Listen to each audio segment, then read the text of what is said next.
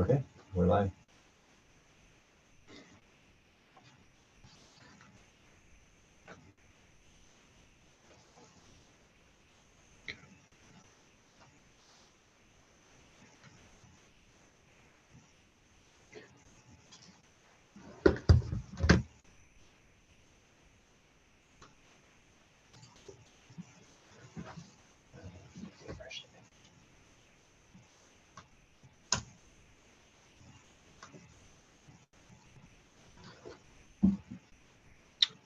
Good evening, everybody. It's 6 o'clock. We're just going to give a couple of minutes to make sure that the public has time to log on, and we'll start promptly at 6:02. So just hang tight for a couple of minutes.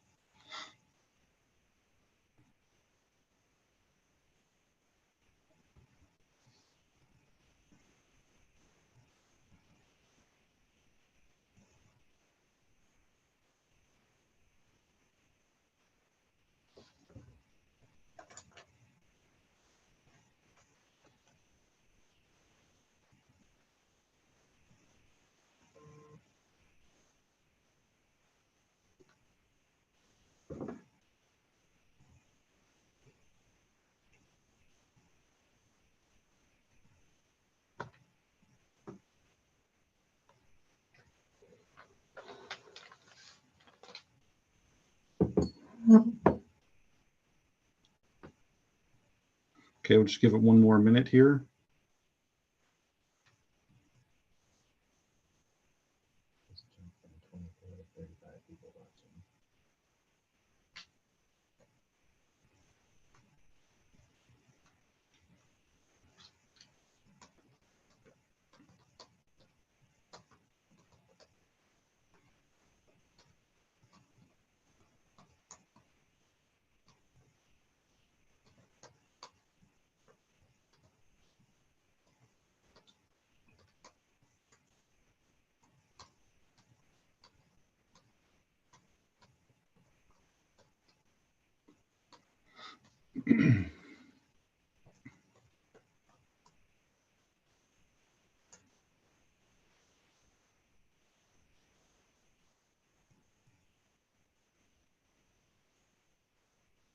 Okay.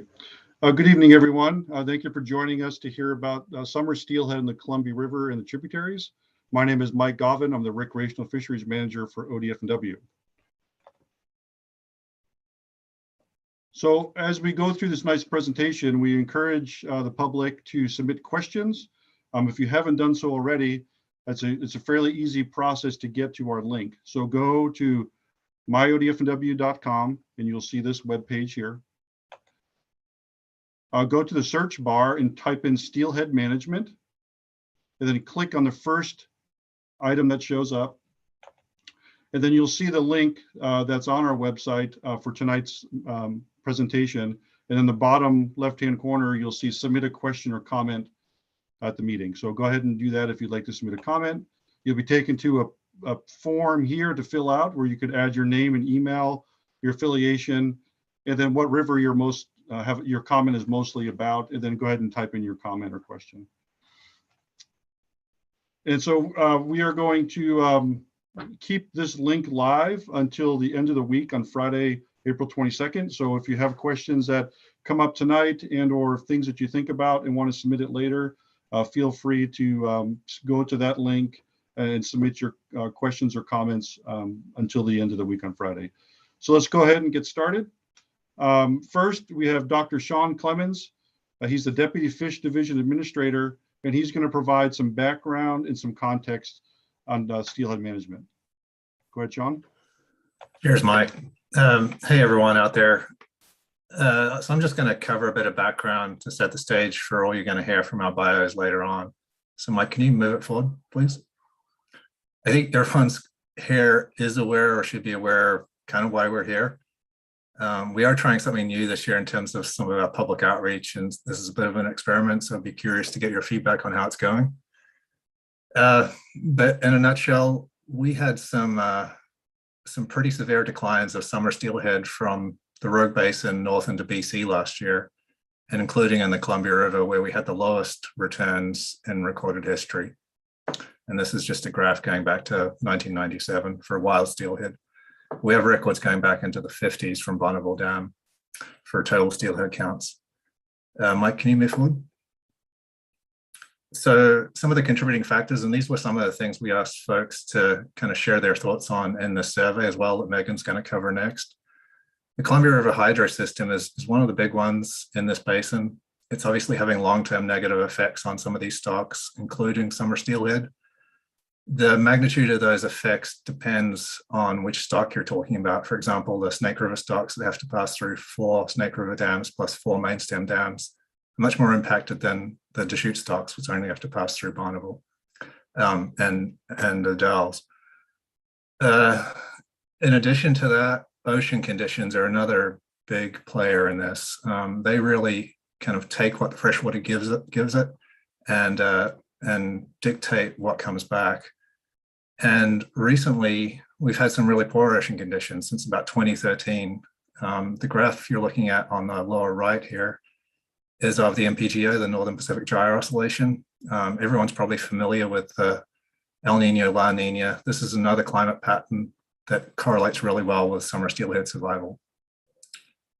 And what we saw is that in 2020, which was the year before these fish came back last year, we had the lowest index of the NPGO in recorded history back to the 1950s.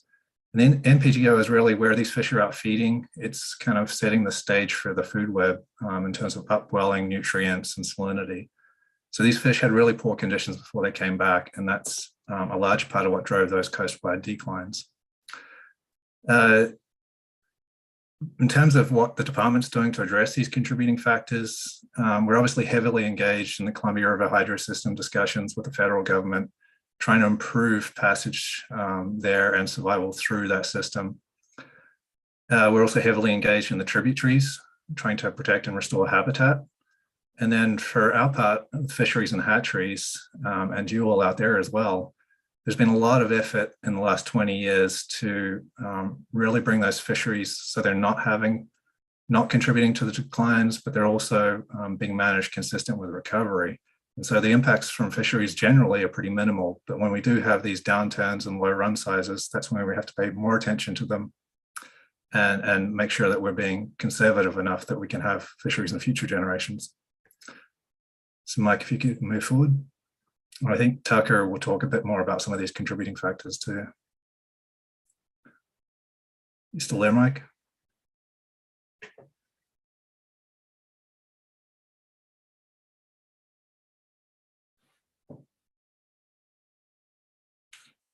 Okay, so one of the unique things about summer steelhead is that after spending time in the ocean, they enter the Columbia River in June, between June and September.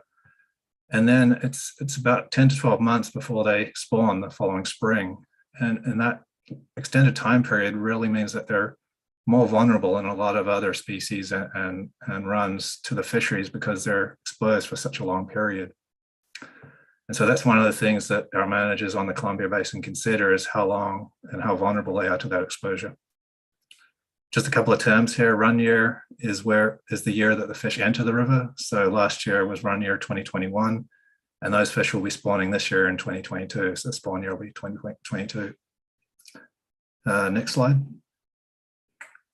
So when we think about the foundation for steelhead management, we're guided by our mission, which is to protect and enhance Oregon's fish and wildlife and their habitats for use and enjoyment of current and future generations. And what we're really looking at here is this kind of Venn diagram where we try and keep steelhead management at the intersection of conservation and connection. If we go too far on the connection side of things, we risk not having fish around for future generations. If we go too far on the conservation side, we lose that connection to the resource, which is important in and of itself, but also because connection to the resource is really where we generate a lot of conservation. People that care about something advocate for it, and that's what we try and maintain, is that kind of in the middle there where the steelhead management is focused on both conservation and connection.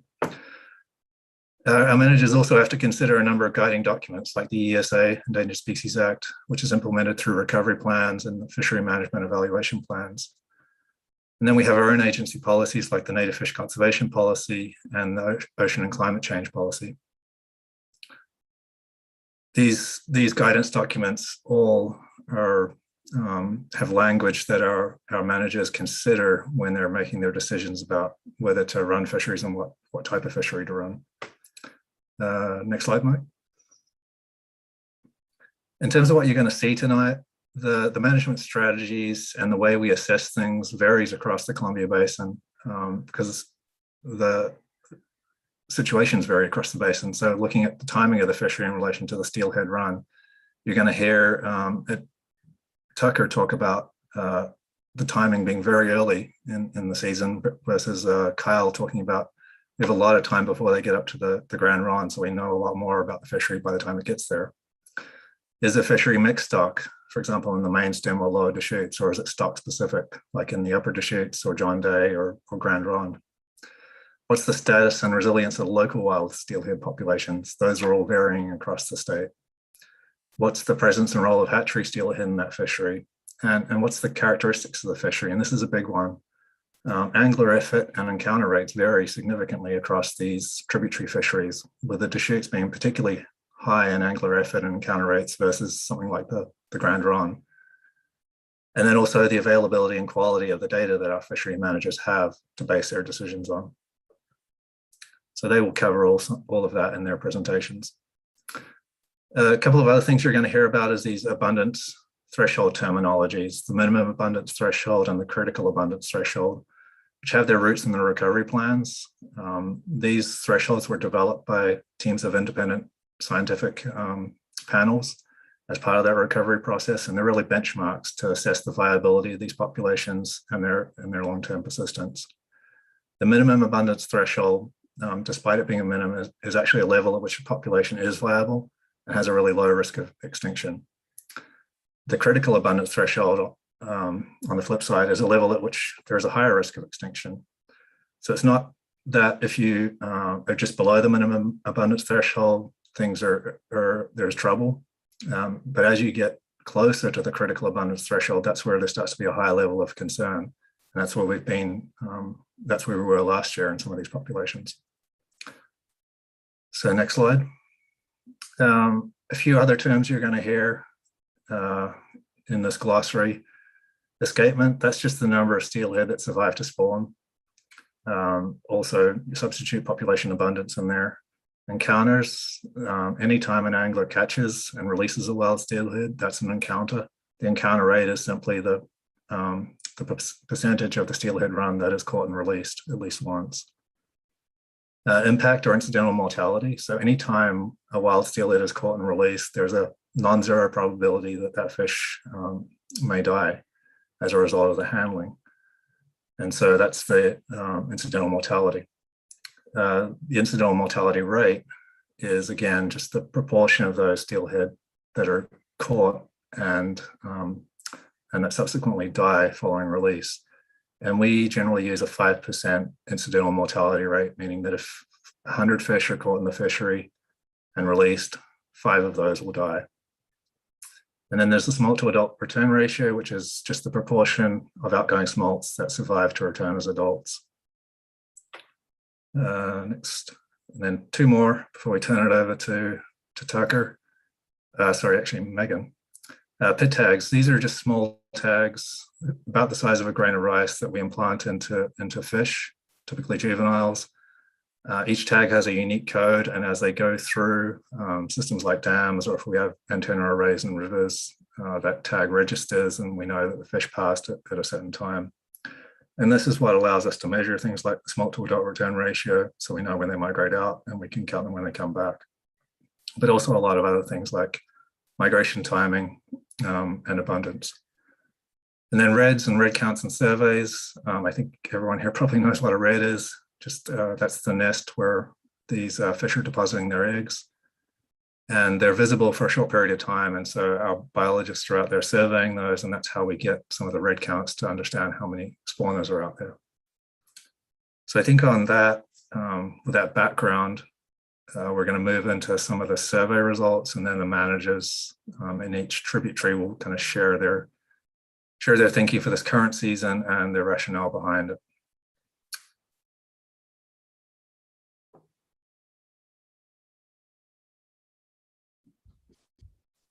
Thank you, Sean.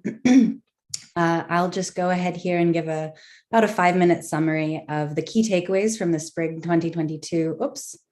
Well, hopefully those slides will come back here in a moment. The key takeaways from the spring 2022 listening survey on the Columbia River and tributaries summer steelhead, which some of you on the call may have participated in.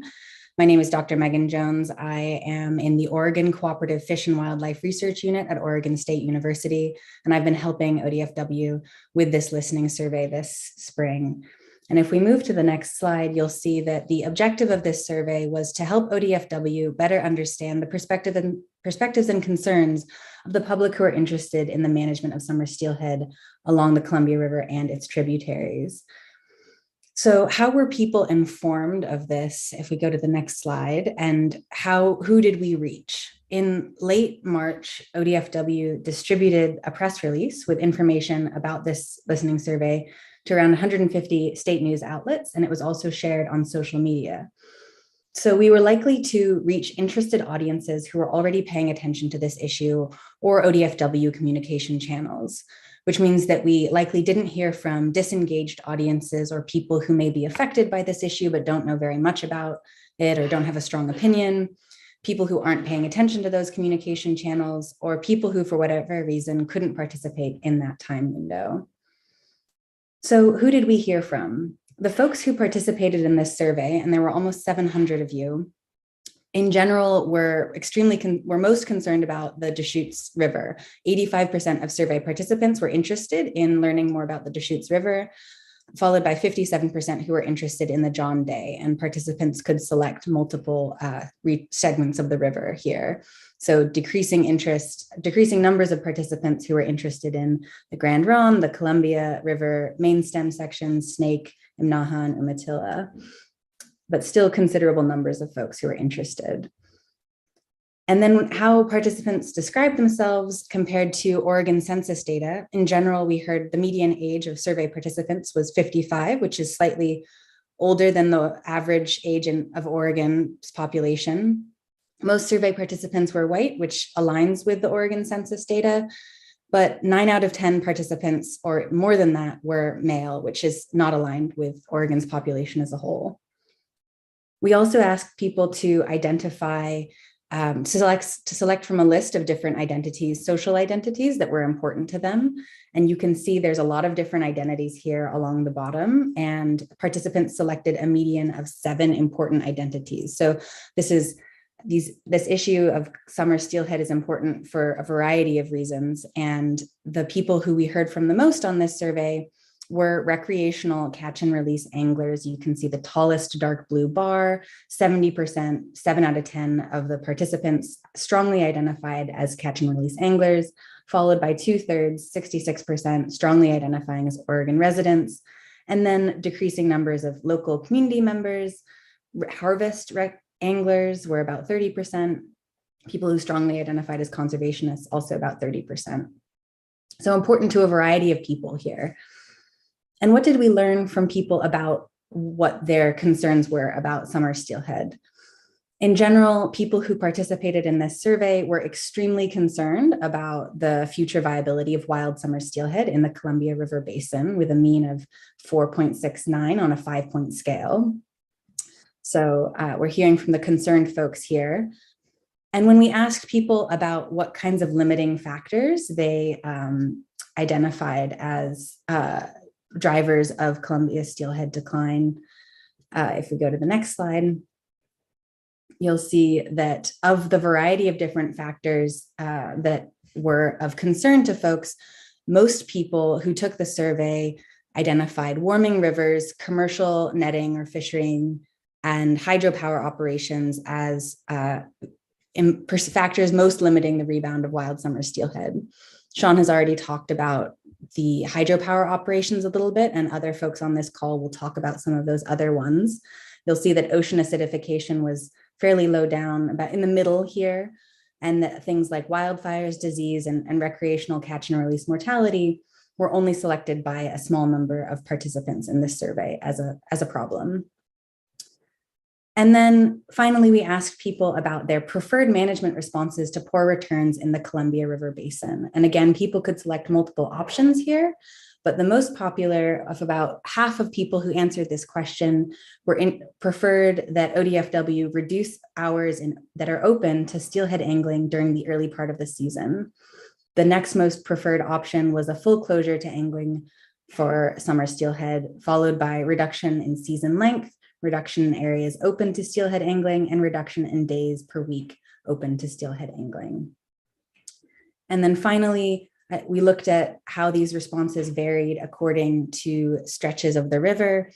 And we see that in general, this trend was about the same depending across different segments of the river that people were interested in.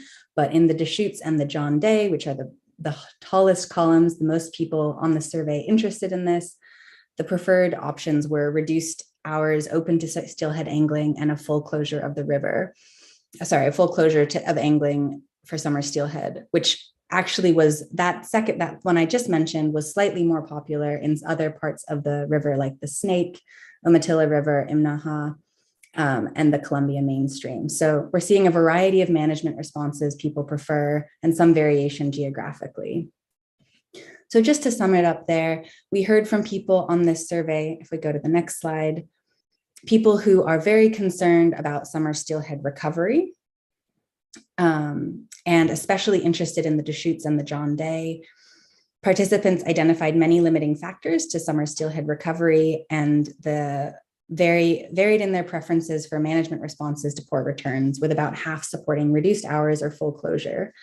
But this survey is just one small and not representative window into an ongoing dialogue, and there are other opportunities for people to share their feedback and ask questions like Mike mentioned at the beginning of the questions comment time for this evening. So feel free to reach out to me. My email's on the slide if you're interested in the listening survey or anything related to social science around summer steelhead issues. And I'll pass it over to Mike or to Tucker, whoever wants to speak next. Thanks, Megan. I think Mike's playing at having his mic off here. So I'm going to introduce folks for a while.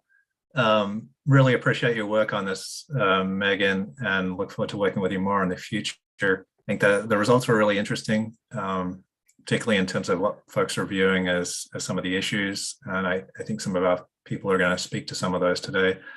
We're going to kind of move up the system, starting with the Mainstem. So Tucker, who's our Columbia River Program Manager, is going to go first and kind of present the outline for the Mainstem, and then we'll go to the Deschutes, the John Day, and so on up.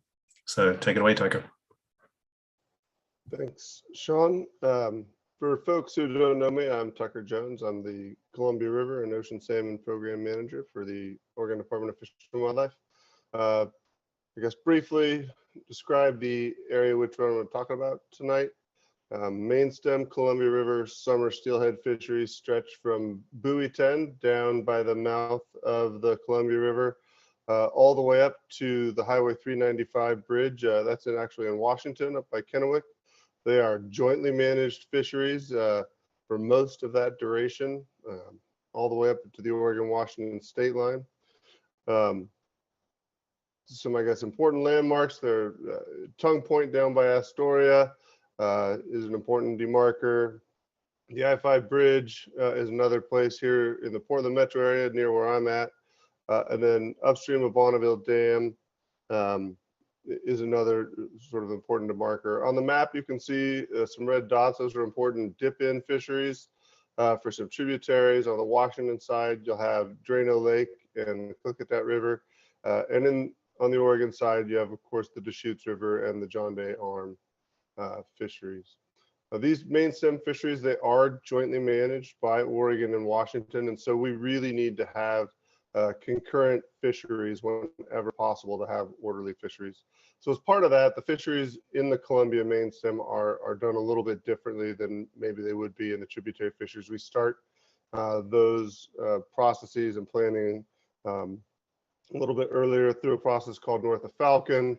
And we've actually gone through that process. It starts back in March, where we lay out some options. We meet with public and concerned stakeholders. We take in some ideas, we get we solicit input, we go back to the Pacific Fisheries Management Council with general suite of ideas, but then have to sort of work back and forth to make mostly Chinook impact options fit, but still trying to make Steelhead also work. So moving on there, so these are the general sort of areas we're at. Next slide. So what sort of summer steelhead stocks? There are several steelhead stocks within the Mainstem Columbia Fisheries. When we're thinking about stocks here, these are groupings based on timing of dam passage, harvest, or fish size. They're used for our management purposes, but they do not necessarily equate to actual population stocks used by, NOAA Fisheries or for ESA purposes. We have the Skamania stocks. We have lower Skamania. These are handled in fisheries downstream of Bonneville Dam from May through June, and we have upper Skamania stocks, which pass Bonneville Dam from April through June. We have A-index steelhead, which pass Bonneville Dam from July through October and have a fork length of greater than 78 centimeters, and B-index steelhead, which pass Bonneville Dam from July through October and are bigger than 78 meters. 78, that would be a big steelhead. Sorry about that. 78 centimeters. These indexes are really just surrogates to represent steelhead in the A and B run populations. They can be used to estimate overall stock harvest rates, but not impacts to the individual tributary populations. So important to keep that in mind. How have things looked over the last couple of years? Next slide, please. Well, if we look at sort of the Skamania stocks here, if you look, the gray bars here are the below Bonneville harvest, and that's on the left y-axis. The returns in the blue dashed line are on the right-hand y-axis, and it's really hard to see, right? There's a hashing here. That's the above Bonneville steelhead harvest. Almost all the harvest of the Skamania summer steelhead happens below Bonneville. And that's because one, lower Skamania abundance is much higher than the upper Skamania abundance. And two, the summer steelhead fishery above I-5 doesn't open until June 16th, which limits the amount of time that the harvest of upper Skamanias occurs in the Bonneville pool. Basically what you see is, as abundance goes up and down over time, harvest goes up and down over time. And as we've had sort of a declining trend lately in abundance, harvest has also gone down. Next slide. And we look at the A-index fisheries.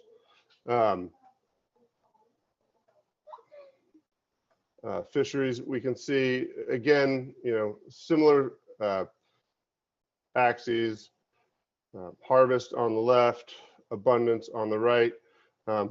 Significantly higher harvests are now above Bonneville, and we have some tributary dip-in harvests going on. A couple things to note here, right? We have a de-emphasis on barging through the hydro system in about 2006. And although not perfect, what you see is sort of a declining trend in the number of tributary dip-in harvests. So after about 2006, the number of tributary dip-ins sort of starts to decline. And again, as harvest declines, fisheries harvest decline. Or sorry, as abundance declines, harvest declines. And I think it's especially noteworthy that as the returns really dropped in 2017, our fisheries management response was, really pretty acute and happened in real time. As that abundance dropped, our fisheries response was pretty dramatic, and harvest dropped pretty quickly. Next slide. Again, this is the B-index Similar, again, to the A index, a lot, even more harvests of the B index happens upstream of Bonneville Dam. Again, after the de-emphasis of barging in 2006, you see that percentage of tributary dip-ins really start to decline. Again, as abundances, fluctuate up and down, harvests go up and down, but as they decline, especially again in 2017, we've had really low abundances. Our harvests and our harvest management strategy has really ratcheted back that harvest in response to those depressed abundances. Next slide. What do permanent regulations in the Columbia River Mainstem look like if we weren't taking sort of adaptive regulations? Well, for non-treaty commercial fisheries, those are pretty standard for steelhead. There are no steelhead fisheries in the non-treaty commercial fisheries. Steelhead retention's been prohibited since 1975. And there are, river mouth sanctuaries in place for commercial fisheries at all the lower river fisheries, lower river commercial fishing zones. So all the standard rivers down there have river mouth sanctuaries in place. Treaty fisheries, so in Zone 6 upstream of Bonneville Dam, the treaty fisheries have their own impacts under the U.S. v. Oregon Management Agreement. The tribes are their own sovereigns, and they manage their fisheries accordingly. They monitor their own fisheries and are responsible for reporting their impacts to NOAA Fisheries. They do not need the state's permissions to set their fisheries. When we open fisheries through the Columbia River Compact, we are opening non-treaty fish buying opportunities and non-treaty fish markets to them. But they are their own sovereigns, and they have, control of their own destinies, and they are responsible for managing their own impacts and reporting those to the federal government. For permanent rules for recreational fisheries, for summer steelhead, barbless hooks are in play, 2 hatchery steelhead per day when open for retention. From buoy 10 to tongue point would be open August 1st through December 31. Again, this would be permanent rules if they weren't modified. From that tongue point to the I-5 bridge, open May 16th through December 31. And from the I-5 bridge to the Highway 395 bridge, open June 16th to December 31.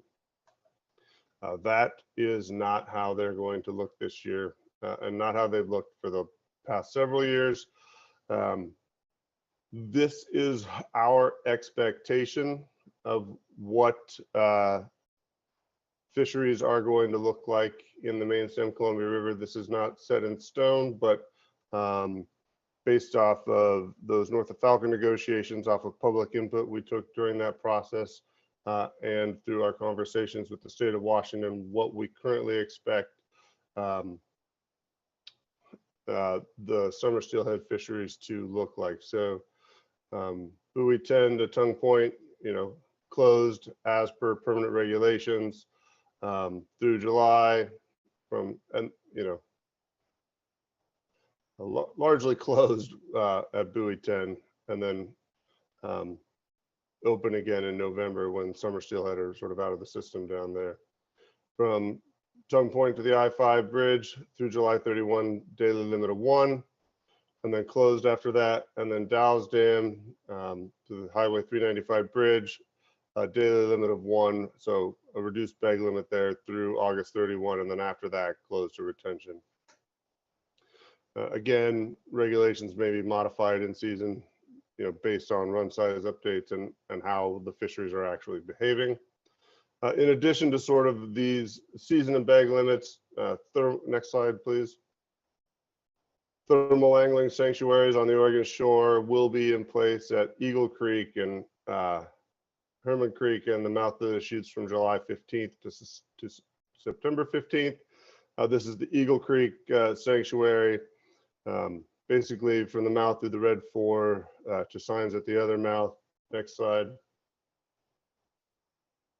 Herman Creek, most of the lagoon from the jetty tip to a sign does not include the disabled, the youth and disabled angling area there. So that's just one important note. And then next slide, the Deschutes.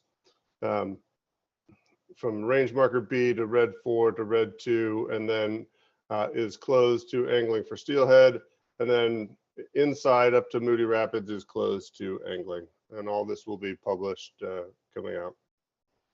Why do we think that that this is okay? Well, first of all, how have fisheries performed? Next slide. From an impact use perspective, all non-treaty fisheries have performed, and this is combined, so recreational and commercial, and includes the off-channel fisheries impacts. You know, on average, we've never used for A index and B index, never used more than half, and for the Skamanias, never more than a quarter. And in general, you know, sometimes we fluctuate maybe up to 3/4, but generally speaking, using much fewer than the allotted number of impacts available. So staying well within ESA constraints on these fisheries. And next slide. And as I mentioned before, these are, you know, mixed stock fisheries, you know, jointly managed and mixed stocks fisheries.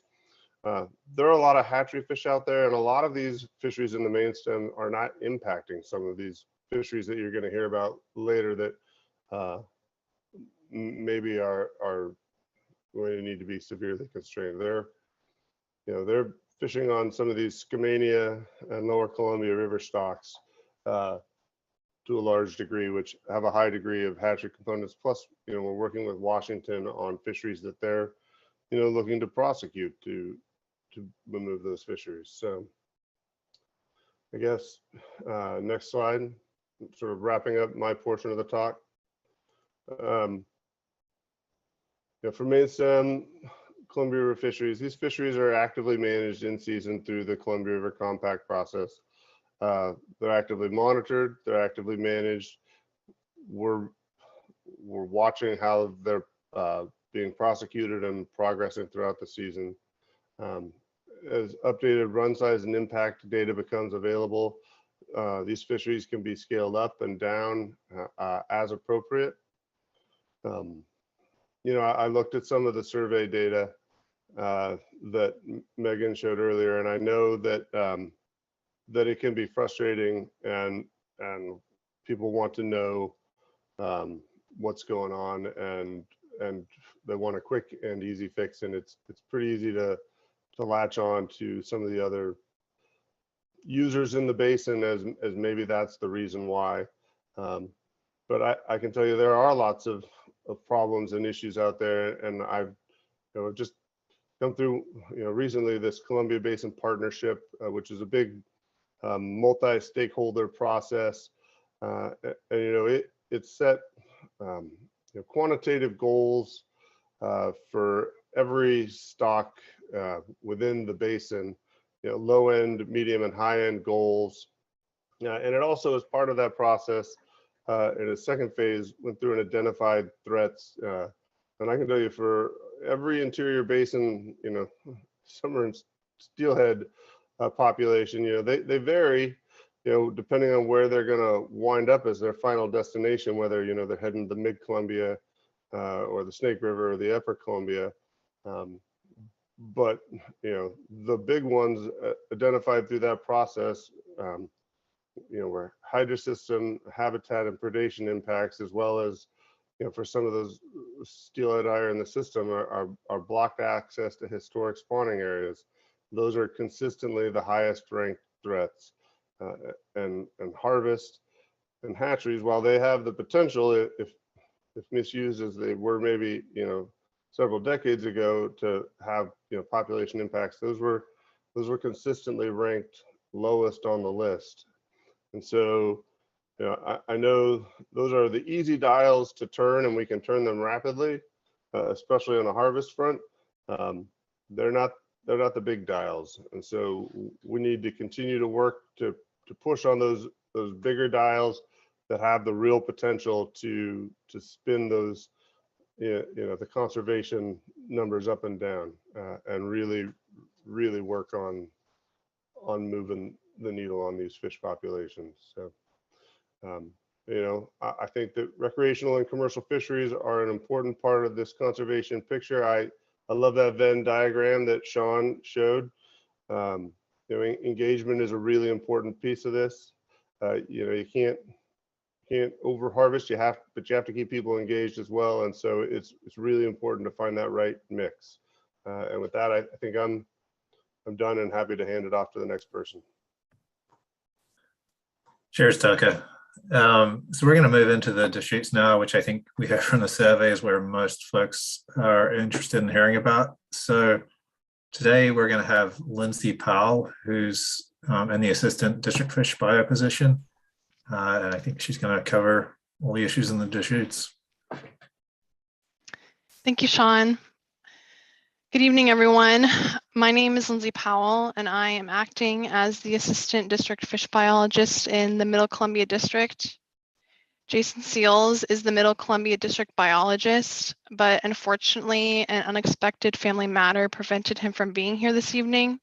So I will be presenting on the Deschutes River Steelhead Sport Fishery on his behalf. So the goal for this presentation is to first give you all some background of wild steelhead population estimates for the Deschutes River, as well as context for Deschutes steelhead sport fishery encounters with wild fish. Then I will move into describing the proposed framework we have for opening and closing the Deschutes steelhead sport fishery. And lastly, I will share some resources for reference information. So ODFW's Mid-Columbia Fish District monitors salmon and steelhead on the lower 100 miles of the Deschutes River, which extends from the Pelton Regulating Dam downstream to the confluence with the Columbia. As far as the steelhead sport fishery is concerned, the bulk of the fishery occurs from the Max Canyon Access Road downstream to the mouth of the Deschutes at Heritage Landing State Park. Within this fishery, ODFW has been conducting a long-standing sport angler creel survey, with our two creel sites being at the Max Canyon Access Road and Heritage Landing. It is worth noting that we do not have additional steelhead sport fishery creel locations upstream of Shears Falls, even though a sport fishery does occur upriver. Apart from sport fishery sampling sites, this map shows the location of our Shears Falls adult salmon and steelhead trap. And this trap is the foundation of our long-term population monitoring within the district. And through this trap and subsequent in-basin monitoring, we generate annual escapement estimates of wild steelhead above Shears Falls. And next slide, please. So this figure illustrates those wild steelhead escapement estimates above Shears that I just mentioned. On the x-axis, we have spawn year, and on the y-axis, we have escapement of wild steelhead. Additionally, the green and red horizontal lines represent the minimum abundance threshold, which is 2,500 fish, and the critical abundance threshold, which is 625 for wild Deschutes origin steelhead. And those are the terms that Sean defined earlier. This graph dates back to the 1978 spawn year, which is the first data point available after the installation of the Shears Falls trap in 1977, and is updated with the current 2022 escapement estimate. Something I want to point out, and just to re-echo Sean, is that summer steelhead runs do span calendar years, with fish generally returning to freshwater in the summer months and then holding in freshwater until they spawn in March of the following year. So for this reason, our escapement estimates are not finalized until after spawning has occurred. For instance, the 1978 escapement estimate is the associated escapement of the 1977 steelhead run. So as you can see over time, we have observed periods of high and low abundance for wild fish on the Deschutes. There was a period of low abundance in the mid-1990s, And currently we have again been in a period of low abundance since 2017. Two important data points in this figure are the 1995 and 2022 wild spawner escapement estimates, which are below our critical abundance threshold. These two data points are critical to inform the framework I'm presenting on tonight, because if Deschutes wild steelhead escapement estimates fall below these critical levels, we are proposing that sport fishery restrictions will be necessary. And next slide, please. As I mentioned on the Lower Deschutes map, Mid-Columbia district staff have conducted a long-standing annual creel census on the Deschutes River in order to monitor and evaluate the steelhead sport fishery. Surveys are conducted from July 1 to October 31st annually and reflect fish caught from the mouth of the Deschutes at Heritage Landing upriver to Buck Hollow Creek, which is the location of our Max Canyon Access Road Creel Station. The top table on the right shows the 10-year averages in the 1990s, 2000s, and 2010s of estimated steelhead caught and released annually. You can see that even from the most recent decade, numbers of wild steelhead caught and released in the Deschutes River have been near 5,000 fish annually. The lower tables illustrate the 5 highest and 5 lowest annual wild catch and release estimates since 1990. The 2021 fishery resulted in the lowest annual estimate of 559 fish caught. And in 2021, the steelhead sport fishery closed on September 1st under temporary rule. Comparatively, we can see that in years like 2014, over 9,000 wild fish were estimated caught in the fishery. Next slide, please. After reviewing the number of wild steelhead encounters in the Deschutes steelhead sport fishery, I wanted to zoom out and show you how sport fishery encounters with wild steelhead on the Deschutes compare with other steelhead fisheries on Mid-Columbia tributaries, as well as the Zone 6 fishery that occurs on the Mainstem Columbia. So comparative data are not available across all years and fisheries, but this is a summary of the information that we do have available. And generally, this table illustrates that across all other fisheries in the Mid-Columbia, the highest numbers of wild steelhead caught and released are in the lower 40 miles of the Deschutes. Next slide. So in considering these high catch and release estimates on the Deschutes, catch and release mortality of wild steelhead is an important consideration for our proposed fishery management framework. For the Deschutes River sport fishery, we assume a catch and release mortality of 5%, meaning 5% of the fish caught and released die as a result of the encounter. This 5% rate is consistent not only with the Mainstem Columbia River, but also with the management of other Mid-Columbia tributary sport fisheries. Additionally, this 5% rate aligns with predominant literature, which analyze similar fishery types. A specific mortality rate for the Deschutes River has not been generated because of a lack of available data and the challenges of accurately modeling catch and release mortality. So in applying the 5% catch and release mortality rate, we can extrapolate estimated mortality of wild fish that are caught and released in the lower 40 miles of the Deschutes River sport fishery annually. It is important to note that these numbers of wild fish released, which are represented in blue on the histograms, do not exclusively represent Deschutes origin fish, since a mixed stock of wild fish contribute to the Deschutes River fishery throughout the season.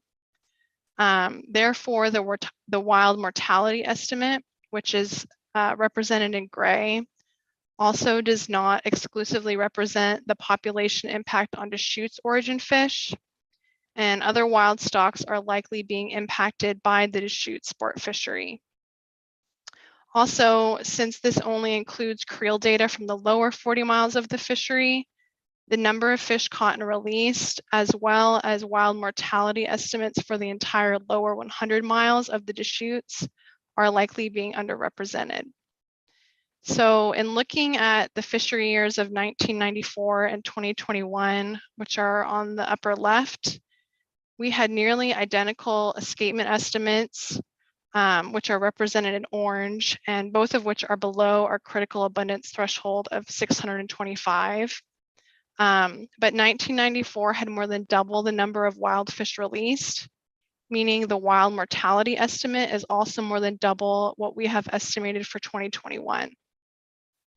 So reduced catch and release estimates and reduced mortality estimates in 2021 can likely be attributed to the steelhead fishery closures, which were implemented under temporary rule.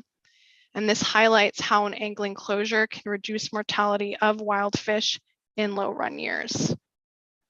Quickly looking at the two lower figures on the left and right, we can see that in years where escapement estimates are higher, more wild fish are generally caught and released in the fishery. As a result, estimated mortality is also higher, but it does not pose as high of a population risk when steelhead runs are more robust. Next slide, please. So with the consideration of the impacts the 2021 Deschutes steelhead fishery closure had on anglers, outfitters, and local communities, our goal moving into 2022 was to develop established standards for managing the Deschutes steelhead sport fishery. In this, what we prioritized was developing a long-term framework that could be implemented to inform fishery management into the future. And we wanted to have the framework be defined with clear standards for when a sport fishery is allowable, with our main standard being that we do not want to allow a sport fishery if escapement of Deschutes steelhead is likely to be less than or equal to our critical abundance threshold. Additionally, we wanted to have these standards be quantifiable, but also transparent to the public. Next slide. In order to achieve this goal, we needed to evaluate the best method for predicting escapement of wild steelhead above shears in order to determine if a sport fishery is allowable or if the conservation measure of closing the sport fishery is necessary. So as a part of this framework, we wanted to use in-season return data to determine fisheries, not pre-season Columbia Basin forecasts. And as a result, we found that there's a strong relationship between wild steelhead observed to pass over Bonneville Dam and the corresponding escapement estimates for wild Deschutes steelhead.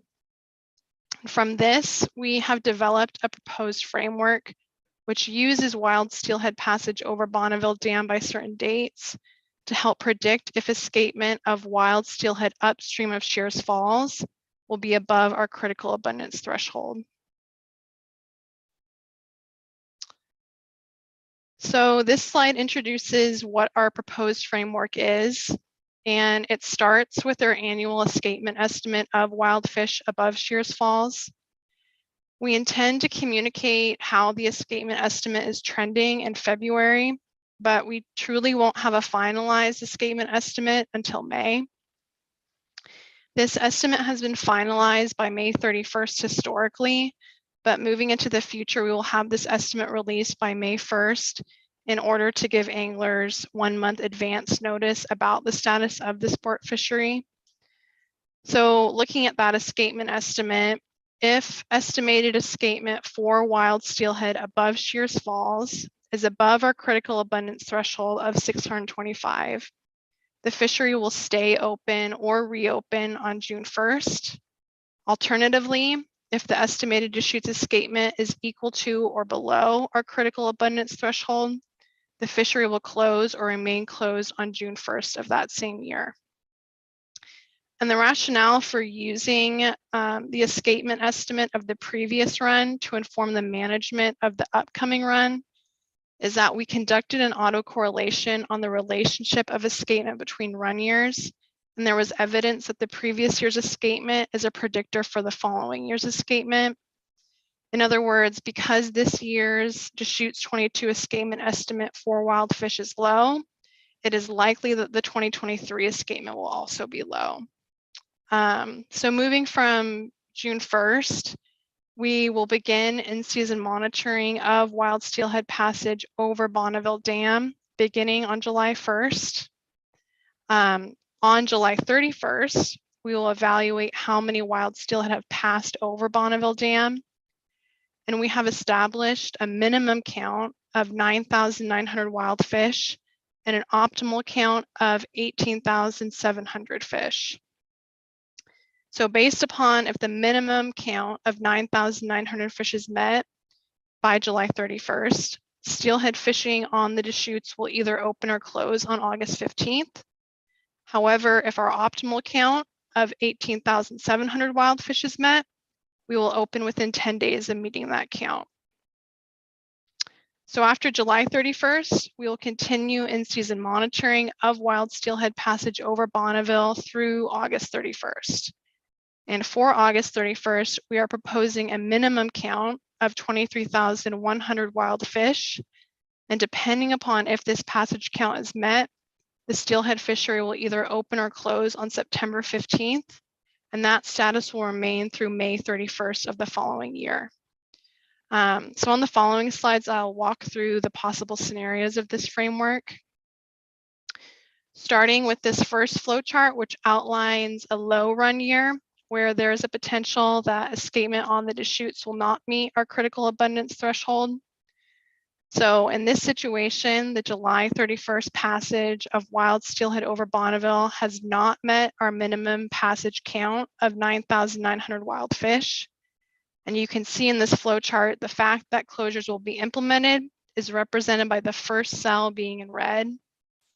And if we're in this position and the steelhead fishery is currently open because the most recent escapement estimate was above the critical abundance threshold, the fishery will close on August 15th. Alternatively, if the steelhead fishery has started closed on June 1 because escapement was below our critical abundance threshold, the fishery will remain closed. These two cells are highlighted with a yellow border to indicate that in-season monitoring will continue, and the status of the fishery could change dependent upon how many steelhead pass upstream of Bonneville by August 31st. So looking at the July 1 through August 31 passage count, you can see that if we meet the minimum count of 23,100 fish, we move into the green and we'll have a reopening of the fishery on September 15th, and the fishery will remain open through May 31. Alternatively, if the minimum passage count is not met on August 31st, we will stay in the red and the fishery will remain closed through May 31st. Next slide, please. So this second possible scenario represents a run year where Deschutes escapement is likely to be above our critical abundance threshold, but potentially below our minimum abundance threshold. And in this scenario, wild steelhead over Bonneville Dam total in number between 9,900 and 18,700 wild fish by July 31st. So because we have met our minimum count of 9,900 on July 31, if the fishery is open, the fishery will remain open. Alternatively, if the steelhead fishery is closed because last year's escapement is below 625, steelhead fishing will reopen on August 15th. So now looking at the July 1 through August 31 minimum passage, if we continue to meet our minimum count on August 31st of 23,100 wild fish over Bonneville, we will stay in the green, and the Deschutes steelhead fishery will remain open. However, if wild steelhead passage does not meet the August 31 minimum count of 23,100, we will move into the red and close the fishery on September 15th, and it will remain closed through May 31st of the following year. Next slide, please. And scenario 3 represents years where Deschutes escapement is likely to be above our critical and minimum abundance threshold. So in this case, we have determined that if wild steelhead passage over Bonneville meets or exceeds 18,700 fish by July 31st, We will not be proposing any restrictions throughout the season, and fishing will remain open or reopen within 10 days of meeting this passage threshold. Next slide, please. So after walking through those three scenarios, I wanted to review the analysis which defined the July 31 and August 31 passage thresholds. Our analysis involved a logistic regression, which entailed modeling the probability of Deschutes wild escapement meeting our minimum abundance threshold of 2,500 fish, which is represented on the y-axis of the logistic regression plot, based on wild steelhead passage over Bonneville Dam, which is on the x-axis, and then transforming that onto our rule criteria plot for July 31st. You can see on the right-hand rule criteria plot, we have the wild steelhead Bonneville count on the x-axis and Deschutes wild escapement on the y-axis. Next slide, please. So starting with our optimal passage threshold for July 31st, the green shading on the x-axis of the logistic regression represents passage of wild fish over Bonneville that indicate a greater than 50% probability that corresponding Deschutes escapement will be above our minimum abundance threshold. And as you can see on the scatter plot on the right, when we have historically reached a Bonneville count of 18,700, we have been in the green shaded area and we have always met our critical abundance threshold. Next slide, please. So this illustrates our minimum Bonneville count for an open fishery. You can see on the logistic regression, the light green shading with the yellow border represents wild steelhead Bonneville counts that correlate with a 20 to 50% chance of Deschutes escapement meeting our minimum abundance threshold. And then this is transformed onto the rule criteria figure on the right. And you can see that in almost all years where this minimum passage count of 9,900 fish has been met, Deschutes escapement has been above our critical abundance threshold. Next slide, please. So the red shading on the x-axis of the logistic regression here illustrates what wild steelhead Bonneville counts indicate a less than 20% probability that Deschutes escapement will meet our minimum abundance threshold. And you can see these passage counts transformed onto the rule criteria plot and represented with the red shaded area. And this represents a closure scenario. Next slide, please. So our analysis using the August 31st Bonneville passage data was the same as our July 31 analysis, except we only evaluated what our minimum count would be. Again, you can see the associated less than 20% probability Bonneville counts shaded in the red on the x-axis of the logistic regression.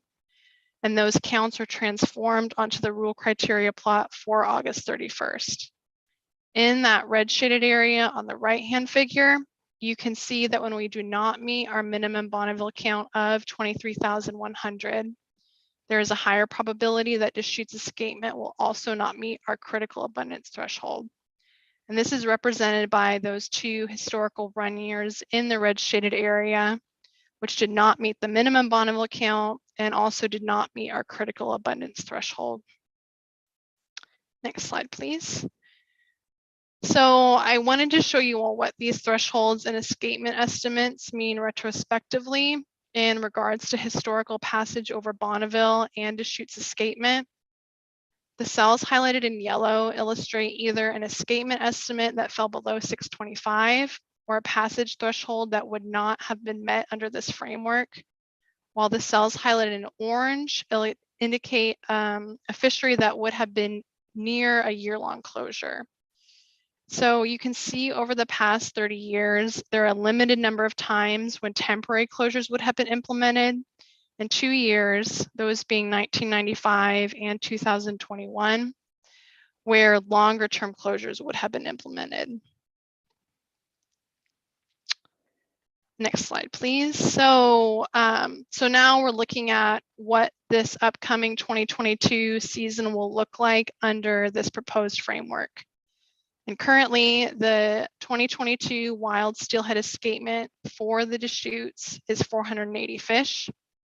While this won't be finalized until May 1st, we do not expect this number to change very much, if at all. Per the proposed framework, if the final escapement estimate is equal to or below 625, which it almost certainly will be, we will start by extending the current steelhead fishery closure on June 1st. In-season evaluations will begin on July 1, and the steelhead fishery can reopen based upon what numbers of wild fish we see coming over Bonneville. In addition to the steelhead seasons being closed, our proposal is also to close concurrent salmon fisheries with high steelhead encounters. However, we propose that the trout fishery remain open in order to allow for continued angling opportunity on the lower Deschutes if steelhead closures are in place. Next slide, please. So here are some reference links for monitoring in-season passage of wild steelhead over Bonneville. I just wanted to reiterate that for the purpose of this framework, we are only using counts of wild steelhead over Bonneville Dam beginning on July 1. But as I said, the goal of this framework is to have the standards be quantifiable and available for public review. And these are resources for you to be able to monitor how in-season wild steelhead passage over Bonneville is trending and how the Deschutes steelhead fishery will be impacted. Additionally, if you would like to review this presentation, these slides will be posted and available for reference. Also at this time, this is still a proposed framework, but we are hoping to have it finalized document released to the public within the next few weeks. And with that, thank you all for your time, and I'll pass it over to the next tributary fishery. Thanks, Lindsay. Appreciate that. And yeah, as Lindsay said, this is a draft document so folks can get their feedback in over the next few days, so we can incorporate that. Be helpful. And we're going to move now into the John Day. Steph Charrette's going to cover that. Hi, everybody. My name is Steph Charrette. I'm the district fish biologist for the John Day Basin. And I'm going to cover kind of a brief overview of how we estimate the fishery, as well as how we manage it. So the John Day is unique in the fact that it's a wild fishery. The only hatchery fish in the system are strays. And we know now that those are predominantly from the Snake River Basin. And one of the goals of the recreational fishery is the targeted removal of hatchery strays. It's unique. Some of the unique challenges, I'm sure some of you think, well, one of the difficulties is estimating the adult returns for the John Day. And I'm sure some of you think, well, it's pretty easy, right? The fish go over the John Day Dam, and then they enter the John Day, and then you just count how many fish go over McNary, subtract, and it's an easy little back of the envelope calculation. But unfortunately, it's not, because 60%, up to 60% of our adults overshoot the John Day mouth. So they often travel as much as 75 miles up to McNary and above McNary Dam, and they hang out in the McNary pool. They dip into other areas. We call that overshoot, and that brings up a lot of challenges in terms of how we estimate abundance for the John Day. So what we do to estimate abundance is we pit tag a lot of smolts that leave the system. That way we can get an accurate SAR estimate, or smolt to adult ratio. And we do quite a bit of surveys for estimating red and abundance of adults. That's quite difficult considering the staff that we have in place and the number of miles that steelhead can spawn in the John Day. But we do use statistics to get to that. This is a map of the John Day recreational fishery. So in teal is what I consider kind of phase A of our recreational fishery. So a lot of people focus on the teal zone in that October, November, December timeframe. It's predominantly a fly fishing based fishery.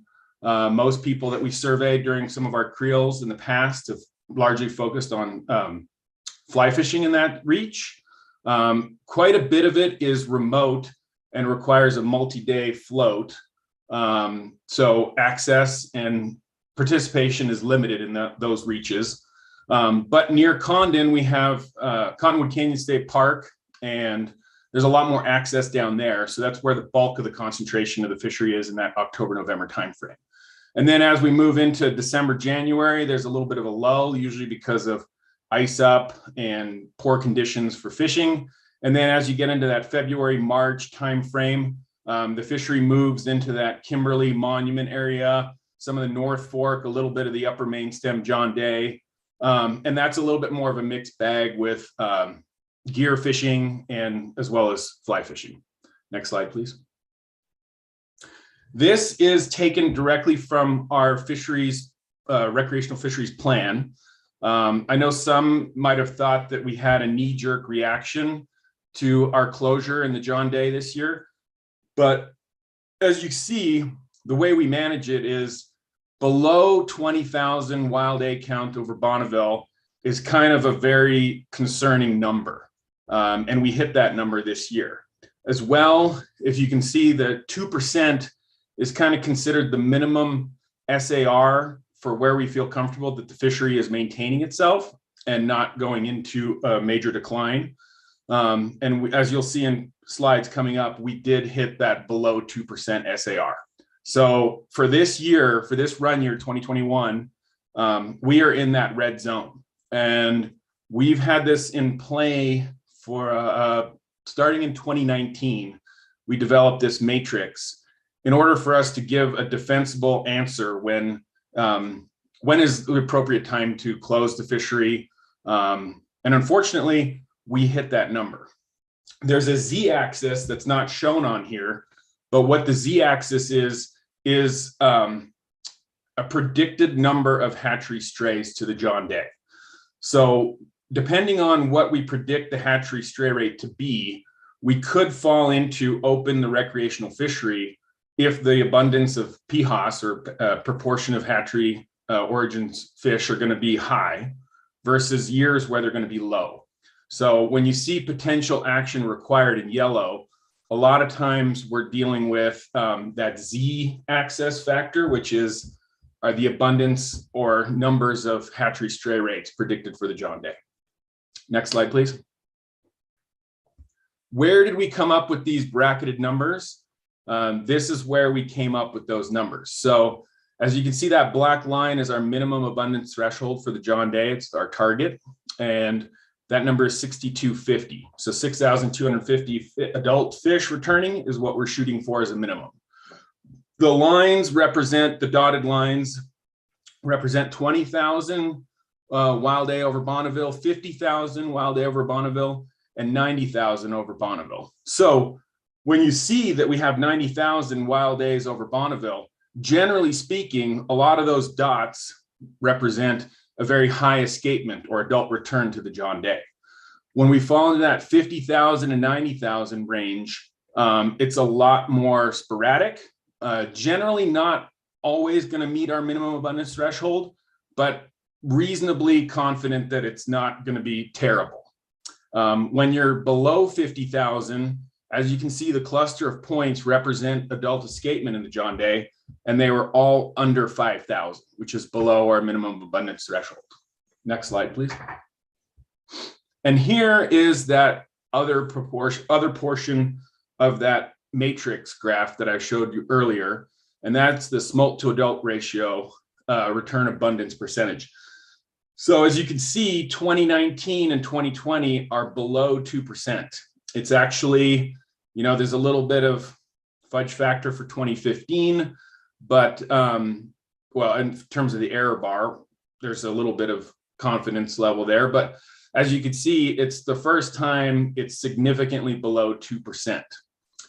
So our actions to close the fishery this year was based on these SARs being well below 2%. Right now, early estimates are below 1%. And as you know, our wild adult return over Bonneville was below 20,000. So that put us smack dab into the red. And then next slide, please. This is our understanding of hatchery fish. I'm sure some folks on this call remember the John Day as being, back in the early 2000s, a hatchery fishery. That's because there was a lot of hatchery fish dipping into the John Day. and there was a lot of harvest. That is not really the case of how the John Day is managed, and it's not really what we're looking for in terms of the management of this fishery. What we've learned is that the percentage of smolts transported from the Snake River Basin directly correlates to the percent of hatchery fish that we see coming into the John Day. So if you look on this left graph, I included that because it shows 2020 and 2021 years of smolt transport and their record lows. On our right graph over here, you can see that those bars is the percent of hatchery fish observed in the John Day, and the dotted line is the hatchery percent barged over Lower Granite Dam. So as those numbers dip, in terms of percent of hatchery fish barged, our adult hatchery returns also dip precipitously. So, in 2017, we're looking at less than 5%. Next slide, please. And this is our understanding of wild steelhead escapement in the John Day. As I mentioned, there are challenges getting a very accurate count because we're relying on a lot of stream miles walked for red surveys and pit tagged smolts returning as adults. But this is our reconstruction of our adult abundance within the John Day. So as you can see, during years 2004, 2005, 2006, we saw low returns below MAT, but the proportion of hatchery abundance was quite high. So we're talking upwards of 30% of that run was composed of hatchery strays.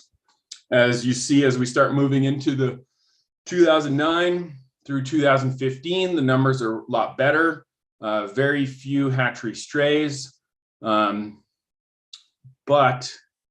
then we fall into this decline that everyone's talking about in 2016, 2017, and 2018. So we're below MAT, and we have very low proportion of hatchery strays in the John Day.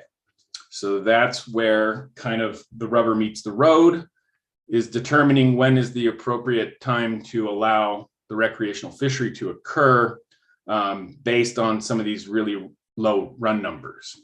Next slide. So currently, permanent steelhead angling regulations in the John Day, it's open year round from the mainline railroad bridge to the North Fork. And the North Fork, Middle Fork, downstream of 395, as well as sections of the upper Mainstem below Indian Creek and the John Day are open from September 1st to April 30th.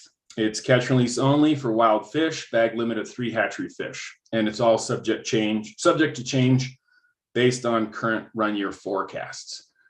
So what we're proposing for 2022 is that we will be closed with a final decision by September 1st. The tricky part is that we're going based off of wild day returns over Bonneville, but we don't really know what those numbers are. Current TAC forecast is for around 28,000 fish, which would be below our minimum goals in terms of trying to get to that MAT number for the wild John Day fish. We know that 50,000 or less below Bonneville by September 1st is likely not going to meet our MAT target. We're basing it off of the dam counts, but we recognize that the TAC is a forecast right now and not an accurate number. So we reserve the right to wait and see what happens on September 1st. We will also, at that time, have some numbers as to pit tag return fish, which helps decide. But we already know that there's going to be a fairly low probability of hatchery fish. So that's something that we also take into account. And our bass and catfish will remain open year round. This year, we closed the river completely on September 1st this year in 2021. But for 22, we plan to try and keep the bass and catfishing open year round. It kind of self-regulates to a degree.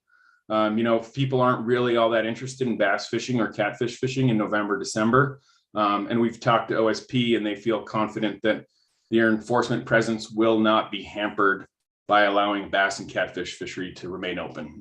They said, if you're out there steelhead fishing, it's pretty obvious that you're not bass fishing or catfish fishing. So they felt fairly confident that they will have no problem enforcing these rules. And with that, I will move it along to the next presenter. Thank you.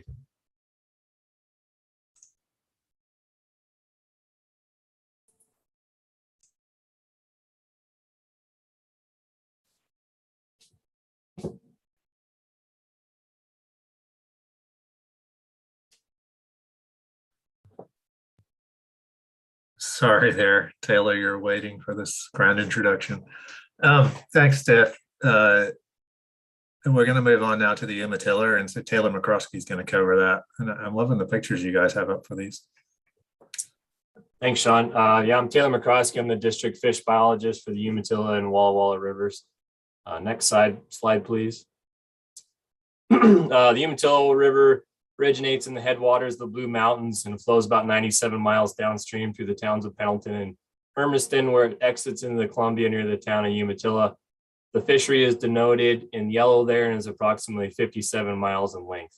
Walla River starts in Oregon, flows 67 miles downstream and exits near the town of Pasco, Washington, goes through Walla and Milton Freewater. There's approximately 9 miles of fishery in Oregon, which is denoted in red. And then Washington Department of Fish and Wildlife handles the section that's denoted in green on the map. Next slide, please. So kind of wanted to highlight a couple of major significant differences between the Umatilla and Walla River fisheries in comparison to the ones you've already heard about, as well as the ones you will hear about. The major significant difference in those are my two fisheries is the access and land ownership. Primarily, almost 97% of Walla and Umatilla rivers are all privately owned, and they are considered non-navigable rivers, meaning that you cannot access below the high water mark. That creates problems with access along the river, and therefore the angling pressure is very concentrated in certain areas where there is public access. Therefore, the encounter rates are relatively low in comparison to other fisheries. For instance, as you heard on the Deschutes, wild fish encounter rates are approximately 100%. On the creel that's been run on the Umatilla River between 1992 and 2018, the average encounter rate was approximately 19%. So pretty significant difference due to that fact that majority of the land ownership is all private, and therefore angling access is very limited. Another significant proportion or difference, I should say, between the Umatilla and Walla rivers and others is that they have full spanning river dams, which allows us as fisheries managers to be able to really use those adult counts and escapements very clearly, because we can count every fish that comes through. There's a dam, 3 Mile Falls Dam, that's located about 3 miles upstream on the Umatilla. And then there's also another dam that's near Milton Freewater, Oregon on the Walla, has fish ladders that has video enumeration. We also have a significant research monitoring evaluation programs, not only in Oregon Department of Fish and Wildlife, but with our co-managers, the Confederated Tribes of the Umatilla Indian Reservation as well. So we do a variety of different screw trapping efforts, as well as I mentioned, have adult escapement efforts at the dams, and also a juvenile trapping facility on 3 Mile Falls Dam as well. So we can really clearly estimate those numbers, and I'll show you some of those here later in the program. The other significant difference in the Umatilla program is the brood stock. Primarily, almost all of the brood stock being utilized for the Steelhead program is majority of it is wild fish. Only 33% of the overall structure of the brood stock is via hatchery fish, and therefore those hatchery fish that do escape above the fishery do not cause as much significant damage to the gene structure of the wild fish. Next slide, please. The fisheries management on the Umatilla and Walla River, as I mentioned, have co-management. So on the Umatilla, we co-manage with the Confederated Tribes of the Umatilla Indian Reservation, as well as have specific goals pertaining to the fisheries management and evaluation plan. On the Walla, we again co-management with the Confederated Tribes of the Umatilla Indian Reservation, and also the Washington Department of Fish and Wildlife. Again, have very specific goals pertaining to the fisheries management and evaluation plans in each of these basins. Next slide. So the current regulations for the steelhead are on the Umatilla as the season is open September 1 through April 30th. There is a concurrent season with fall Chinook and coho salmon that is open September 1 through November 30th. Currently has a daily bag limit of 3 adult fall Chinook, coho, or hatchery steelhead in aggregate, and all steelhead, wild steelhead, must be released unharmed. Walla River, the season is from September 1 to April 30th. Again, 3 adult hatchery steelhead and all wild steelhead must be released. Next slide. This slide shows the overall adult returns to 3 Mile Falls Dam. 3 Mile Falls Dam is located approximately 3 miles from the mouth of the Umatilla River and really gives us a great opportunity as fisheries managers to look at the overall returns. There's an adult trapping facility as well as video enumeration to be able to count each individual fish that returns past this point. In the blue bars represented in this graph are related to the wild fish returns. The dark blue bars are representative of the hatchery returns. The hatchery program on the Umatilla releases approximately 150,000 steelhead smolts annually. And on the y-axis would be the year, and on the, x-axis is the year, the y-axis is the total number of steelhead. And again, as others have mentioned, the minimum abundance threshold for this population is that horizontal bar located in green, and the critical abundance threshold is located on that horizontal bar in red. As you can see, majority of the years, this population has exceeded the minimum abundance threshold and has never once reached the critical abundance threshold. So we have a very healthy, resilient wild population of fish on the Umatilla. Next slide, please. As I mentioned, there is a juvenile trapping facility located at 3 Mile Falls Dam, which allows us to be able to very clearly estimate smolt abundance via this trap. The blue bars are representative of the smolt abundance for wild steelhead, and the black air bars represent the confidence intervals surrounding these estimates. Again, on the x-axis is year, and on the y-axis is the number of smolts. As you can see here, relatively stable population of wild steelhead on the Umatilla, and on average between 1995 and 2021, there was approximately 45,000 wild steelhead smolts that outmigrated on the Umatilla River. Next graph, please. This is the wild steelhead impacts via the fishery on the Umatilla River. Again, on the x-axis is year, on the y-axis is number of wild steelhead. The dark blue bars represent the total number of steelhead uncaught in the fishery. The light blue bars represent the total number of wild steelhead caught in the fishery, and the red bars represent the incidental mortality associated with the fishery, calculated at 5% range. Again, relatively low number of encounters via the fishery and healthy wild populations in the Umatilla. Next slide, please. This graph is looking at hatchery and wild steelhead catch above and below 3 Mile Falls Dam. This is pertaining to the regulations I'll propose later in the presentation. On the red bars represent the hatchery fish caught below 3 Mile Falls Dam, and the yellow bars represent the hatchery fish caught below 3 Mile Falls Dam. Again, as you can see, on average, there's a higher catch rate below 3 Mile Falls Dam versus above 3 Mile Falls Dam. The wild blue bars represent wild fish being caught below 3 Mile Falls Dam, and the darker blue bars represent total catch above 3 Mile Falls Dam. Again, on average, there's a higher catch rate below 3 Mile Falls Dam. Next slide, please. These are the steelhead returns to Nursery Bridge. Nursery Bridge is located near the town of Milton, Freewater, Oregon, just about 4 miles upstream of the Washington-Oregon border. It has fish ladders on both the east and west side with video enumeration operations, so we can be able to count individual fish returning to this point. Majority of the headwaters are where the majority of the steelhead spawn, so that we can really look at those escapement numbers. Again, the wild fish are presented in the light blue bars, and the hatchery fish are presented in the darker blue bars. Up until 2018, Washington Department of Fish and Wildlife operated a hatchery release program for steelhead smolts in the Walla system. After 2018, that program was discontinued.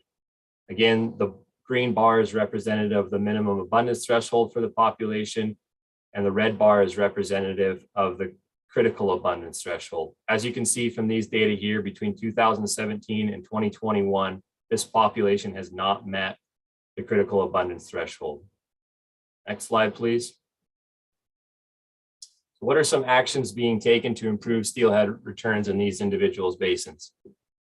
So the hatchery program, we've made some changes on where the fish are being reared to try to improve the smolt program. So those fish are now being reared at Irrigan Hatchery to try to decrease densities and overall improve the smolt quality. as well as changing the smolt release timing to try to take advantage of those spring freshets, as well as releasing fish right at dusk or at evening to try to increase overall stream survivability as well as out migration. Another significant endeavor that's being occurred in the Umatilla Basin is the Makai Steelhead Outplant study. This is the co-management study between ODF&W and Confederated Tribes of the Umatilla Indian Reservation.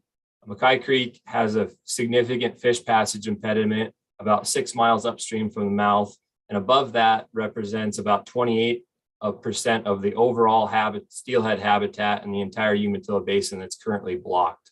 In 2021, a pilot study was conducted where we released 6 hatchery steelhead that were radio tagged into the reservoir to determine if those fish could be able to move through the reservoir and migrate upstream, as well as if they would spawn. We're happy to present that those fish were able to move upstream through the reservoir, as well as 4 different reds were identified in that study. This year, we've outplanted 27 total hatchery steelhead with radio tags, and we'll conduct the same study this year as well. In the Walla River, we're trying to improve fish passage at Nursery Bridge, both upstream and downstream, as well as working on the Walla 2050 water and implementation group to try to improve water within the Walla Basin, as well as try to improve the habitat. Next slide, please. So for the 2022-23 proposed regulations, the fishery would be closed from the Highway 730 bridge to 3 Mile Dam and open from 3 Mile Dam to the Confederated Tribes of the Umatilla Indian Reservation boundary. Again, the reasoning behind this closure is significantly higher catch rates below 3 Mile Falls Dam and the need to collect hatchery brood stock at 3 Mile, as well as the Makai Creek outplanting. And the Walla River, that fishery would be closed. Again, the reason for that closure would be poor returns, and for the past 5 years has not been above the critical abundance threshold. Thank you very much. I'll pass the baton on to Kyle.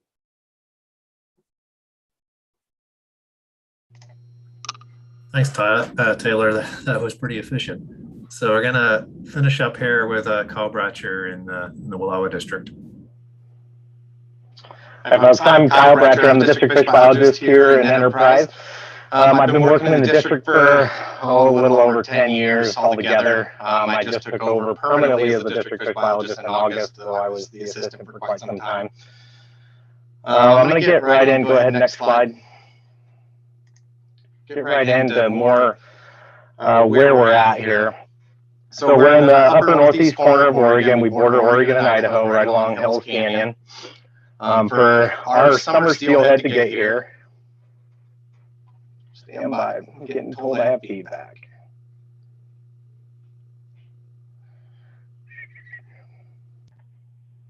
Is that better? What? Yeah, could you? Yeah, is that better? Yeah, that's better. Thanks. Okay, I'm going to continue. Let me know if it's still bad. So for summer steelhead to get back to our neck of the woods, they got to go up through, up into Washington, into the Snake, clear back up the Grand Ronde, up the Snake, into the Imnaha. So we got quite the journey. It's about 600 miles total, depending on which ones we're talking about. We're primarily focused, similar to Taylor, on 2 populations. We have the Grand Ronde here in tan, and we have the Imnaha River here in green. The Grand Ronde is made up of actually 4 populations or major spawning areas. We got Joseph Creek, which is essentially a wild fish sanctuary. And we don't have any fisheries or hatchery releases there. The lower Grand Ronde, which includes the Winaha and multiple other large or medium-sized tributaries. The Walla River, which includes the Mainstem, the Lostine, and the Walla River itself, and then the upper Grand Ronde spawning area, which is upper Grand Ronde and Catherine Creek. And the upper Grand Ronde River is actually not in my district per se. It's in Joe Lemansky's district. So I have another biologist that I get to lean on quite a bit. The areas in pink are areas that are open to fishing. The areas that are pink and yellow are primary fishery areas. The areas in just pink get relatively little effort and is fairly negligible. I should point out that we do have a population in the Snake River, but it's considered functionally extinct, and we don't consider wild fish impact there. That is fully supported by hatchery releases at Hell's Canyon Dam that are provided by Idaho Power. Next slide. So I just want to cover a little background on how these fisheries operate. The Lower Snake River Compensation Plan funds most of the hatchery production in the Snake River Basin, minus that little bit of Idaho Power production on Hell's Canyon. The Lower Snake Comp Plan was passed by Congress in the 70s, and their whole deal is hatchery salmon, hatchery steelhead. So they run most of the hatcheries up here, fund most of the hatcheries up here for everything we do. And that's where we focus all of our summer steelhead fisheries, is just on hatchery fish. That's the primary goal, is to get at those hatchery fish for mitigation of lost harvest from the hydroelectric development. These fisheries are just like Steph described earlier. They're operated under a fisheries management and evaluation plan. Ours was approved by NOAA in 2019, and the whole objective is to allow that harvest of hatchery steelhead while we mitigate the negative effects on wild steelhead. Really, when it all comes down to it, that is the document that has all of this stuff in it. And if you want it later on, I can get it to you, and I'll try to get Michelle to post it on the website here in a little bit. The permanent regulations for these fisheries is open from September 1st to April 30th, so same as the John Day. I will point out, though, that while these open on September 1st, most of our catch does not pick up until the end of September or early October. So I want you to keep that in mind as we move forward. I'm going to have some slides later on that, that plays into our decision-making process. We're allowed to harvest 3 hatchery steelhead a day, which is pretty standard for these inland fisheries. And all wild steelhead have to be released, so we don't have any harvest of wild steelhead in the Snake River Basin, and we do allow bait on these fisheries. We have, in recent times, since about 2017, instituted a few bag limit restrictions. On some years it's been 1 fish, some years it's been 2, and some years it's been a mix of the 2. What it did is it provided me a kind of a natural experiment to go in and look at how effective these bag limits are at reaching our goals. So the primary goal of instituting these bag limits was to get enough hatchery fish back to our hatchery facilities to meet brood stock. Well, it turns out that we're far exceeding the number of fish at the hatcheries that we need for brood stock, and this doesn't save us nearly enough fish to make a bit of difference. Additionally, I did an evaluation on this year's steelhead fishery on the Lower Grand Ronde, and it turns out that if we'd had a 1 fish bag versus a 3 fish bag limit, we would be looking at somewhere less than 10 additional encounters of wild steelhead, or we'd save 10 encounters on wild steelhead. Go ahead.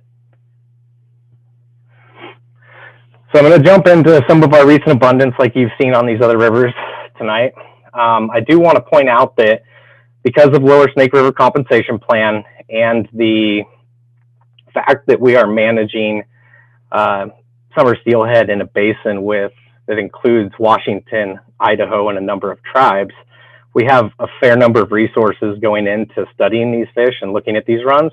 So between getting really good counts at dams as these fish come up, because they have to pass 8 of them to get here, some genetics work that we do at Lower Granite Dam as fish pass the trap there, and some pit tagging stuff, we get fairly good estimates on these fish. I'm focusing on this 9-year time series because we started a new process back in 2012, and it's the data that I'm most confident in. As we go back, it starts getting a little bit messy.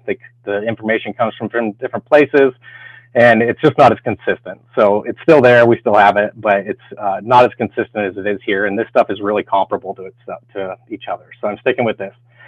As we look at this Grand Ronde population, we have total wild steelhead on the y-axis and the run year on the x-axis. And I want to ignore the colors for just a minute and just take into account that the entire bar represents the population estimate for that year for the Grand Ronde. You can see that in most years recently we've been over mat, and we have dipped down below mat in a few years, and I expect this year is going to be somewhere in the same area as those 3 below mat. The good news is we haven't gotten down close to that cat number. We're typically double cat. The worst year we've ever seen was 1997, and it was around 2,100 fish. So now if we start talking about the colors, the yellow is encounter rates for wild fish in this fishery. So we have a pretty robust creel program that's been going on as long as I've been alive, back into the 80s. And and we do it every single year, fairly similar way. And so we're getting the wild encounter rates for the entire fishery. And then just like everywhere else, we're using a 5% incidental mortality. And so that's that little red sliver that sits on top of these spars. And so the take-home message of this is that our fisheries are pretty low impact. Even if we can be wrong by a fair bit on those little red slivers, and we're still doing pretty well, and we're not driving those fisheries down past cat with our recreational fisheries. So for the Grand Ronde, our mean incidental mortality is about 0.7% of the entire Grand Ronde River population in Oregon fisheries within the Grand Ronde itself. Go ahead and advance.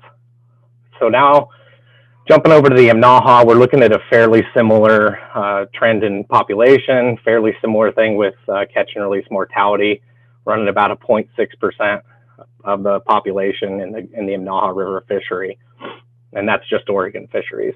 On the left-hand side, on the y-axis, you'll notice it is a different scale than the Grand Ronde. While they look similar here, the Imnaha is quite a bit smaller than the Grand Ronde, normally about a quarter of the population. So, and it is just one population. We don't have those 4 major spawning areas like we do in the Grand Ronde. So, but overall story of both these graphs is low impact from Oregon fisheries on these fish. Let's go ahead and advance. So now I'm going to get into a little bit of our decision-making process for the future. I want to make the point that unlike the Deschutes, where you're starting to fish on steelhead in July and August, we're not getting fish back to the Ice Harbor Dam, which is the lowest dam on the Snake River, until the majority of our fish well into September. And so the median passage date for fish is actually on September 24th. So and those fish still have to go quite a ways before they're into the Oregon fisheries. And so we have quite a bit of time, quite a bit of resources as far as dam counts and seeing what's going on ahead of time before we really get into catching fish. If you go ahead and advance. And so when we add this, I have the median date, and then the green line is actually reported wild steelhead catch in our fisheries, the average by week. And so you can see that up until October 1st, we haven't even caught 2% of our wild fish in the fishery. So what we're proposing is to use the September 24th median passage date at Ice Harbor Dam as our kind of our trigger point and make our final decision by then, pretty much assuming that half of our fish have crossed by then, so we can do a simple expansion of double of the fish about to see where we're at in relation to cat and mat. Go ahead and advance. And so I wanted to show why we feel pretty confident in this. Keep in mind that September 24th date here. So that's what's on the x-axis is counts at Ice Harbor Dam on September 24th. And then on the y-axis is our final escapement estimate for the Grand Ronde population for that year. So right there in the middle of your screen, at about 16,000 fish counted at Ice Harbor Dam, we can expect 6,100 fish. With this trend line, you can see that we have a pretty good relationship here. It's pretty tight, fairly predictive. Like any data, there's a few issues with it, but we feel pretty good about being able to call out where we're going to be as fish cross Ice Harbor Dam. The other good side of this is we'll know well in advance what's crossed Bonneville. The Bonneville run will be almost completely done by the time we get to this point, so we'll actually have a pretty good idea what's coming behind them too. But if you go ahead and advance, Mike, we throw in a green line, so we know we need to be in around 9,100 fish to meet mat by the 24th of September at Ice Harbor. We need to have counted that many fish through the window. Go ahead and advance. And around 2,700 fish to meet cat. And we haven't been down to that point ever. 21 is the, or no, sorry. Like I said earlier, 21 is the lowest final estimate, but we haven't been down to that point ever. So that's how we're going to make our decision on the Grand Ronde. It's real similar to what you saw in the Deschutes, you know, getting in there by the 24th and trying to make a decision. Go ahead and advance. So same thing with the Imnaha. We got a fairly tight relationship. Exact same thing. Go ahead and advance. So for the Imnaha population, we're looking at quite a few less fish. It's 7,200 fish to meet mat. But if you go to cat, it's actually fairly similar to the Grand Ronde. So realistically, if we get down into that range, we're probably going to keep these fisheries doing the same thing. I would imagine we're not going to. I'm not going to be confident enough in a couple hundred fish to make that decision. So I'm going to want to be reasonably above cap before we keep fisheries open. We have never been in that range. So the recreational fisheries scenarios that I'm proposing are either permanent open regulations when we reasonably exceed cap, which is what we're proposing for 22-23. The current TAC forecast suggests we're going to be somewhere in the ballpark of what we had this year or a little higher and closer to MAP. The other option is a closed steelhead fishery if we're not reasonably exceeding cap. As I said, the bag limits earlier and some other analysis of potential changes don't really seem to help us in any way. We have a really slim margin to reduce our wild steelhead impacts anyway, with being at 0.7 and 0.6%. And so we're going to go with permanent regulations or closed. It's simpler. We don't have the water temperature issue typically by the time we get into October. So early closures aren't really helping us, especially when we can see the fish coming. And so this is just simpler for the public in general. I do want to point out that I will be in continuous communication from July to the September 24th date. I'm not going to just pop it on you through an email on the 24th and say we're closed. So for the guides and people planning trips out there, I will be in contact and putting out press releases, emails, website updates in advance of this. Like I said, we have the Bonneville dam counts and all the Mainstem Columbia counts that we'll be keeping an eye on and getting a better idea of what's going on before we reach this 24th. So we'll have a pretty good idea what we're going to do by then, but we'll make the final decision on that day. And that's all I have for you. In contact and putting out press releases, emails, website updates in advance of this. Like I said, we have the Bonneville dam counts and all the Mainstem Columbia counts that we'll be keeping an eye on and getting a better idea of what's going on before we reach this 24th. So we'll have a pretty good idea what we're going to do by then, but we'll make the final decision on that day. And that's all I have for you. Yeah, just in case you didn't hear Kyle, we thought we'd do a rerun there.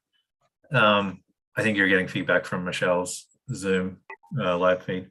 So, like I said, we have the Bonneville dam counts and all the hold on a second. Columbia counts that we'll be keeping an eye on and getting a better idea of what's going on.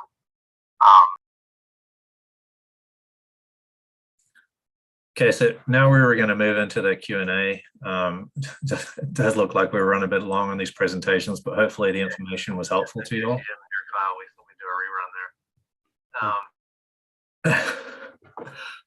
And Michelle and Mike were going to mediate that, but I'm not sure how we're doing on the technology side of things. So let me know if you want me to assist. Go ahead and just talk. Okay, so now we were going to move into the Q&A. We're delayed. It does look like we were running a bit long on these presentations, but hopefully.